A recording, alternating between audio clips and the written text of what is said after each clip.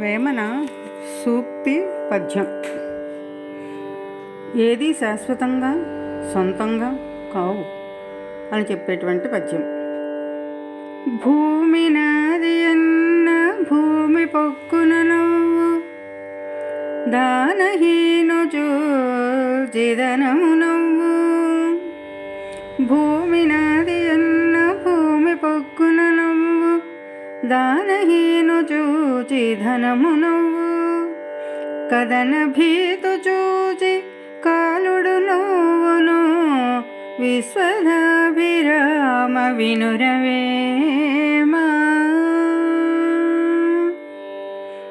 ఈ భూమి నాది అంటే భూమి నవ్వుతుంది, లోబిని చూచి ధనం నవ్వుతుంది. యుద్ధం అంటే భయపడేవాడిని చూచి యముడు నవ్వుతాడు. అనగా భూమి ఎవరికీ సొంతం కాదు. ఇప్పటికీ ఆ భూమిని ఎంతమంది సొంతం అనుకున్నారో. భూమి అలాగే ఉంది, కానీ నాది నాది అనుకున్న వాళ్ళందరూ కూడా ఆ భూమిని వదిలిపెట్టి వెళ్ళిపోయారు. నేడు నీది, రేపటికి ఎవరిదో. అలాగే లోభి కూడా ధనం పోగు చేసుకుని ఇదంతా నాది నాది అనుకుంటాడు. దానం చేస్తే తరిగిపోతుందని ఎవ్వరికి పిల్లికి బిచ్చం కూడా పెట్టకుండా దాచిపెడతాడు. కానీ వాడు వెళ్ళిపోతాడు, వాడు ఉండడు. ఆ ధనం మాత్రం ఇక్కడే ఉంటుంది. దానం చేస్తే కనీసం పుణ్యమైనా వెంట వచ్చేది కదా. అలాగే యుద్ధం చేస్తే చచ్చిపోతామేమోనని భయపడేవాడిని చూసి యముడు నవ్వుకుంటాడు.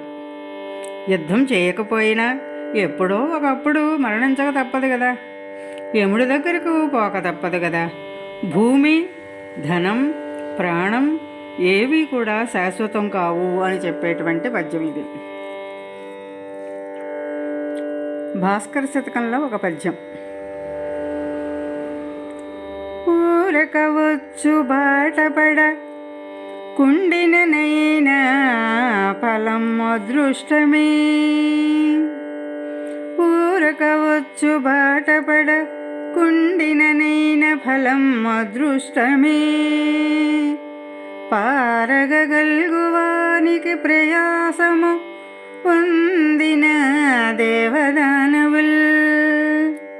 వారలటుండగా నడుమ వచ్చిన సౌరికి కలిగేది శృంగారపు బ్రోవు లక్ష్మియును కౌస్తుభరత్నమును రెండు భాస్కర. ఏమిటంటే ఏమీ చేయకపోయినప్పటికీ ఎటువంటి ప్రయాస పడకుండా కష్టపడకుండా వచ్చేటువంటి సంపద అదృష్టమే అనొచ్చు, లేక పూర్వజన్మ పుణ్యఫలం కావచ్చు. అది ఎట్లంటే దేవతలు రాక్షసులు ఇద్దరూ కలిసి చెరవ వైపున పాల సముద్రాన్ని మదిస్తున్నారు, చిలుకుతున్నారు. చిలుకుతూ ఉంటే మధ్యస్థంగా వచ్చినవాడు విష్ణువు. అలా వచ్చినటువంటి విష్ణువుకి లక్ష్మీదేవి దక్కింది, మరియు కౌస్తుభమణి కూడా దక్కింది. అంటే రెండూ కూడా ఆయనకి సొంతమయ్యాయి అని. స్వస్తి.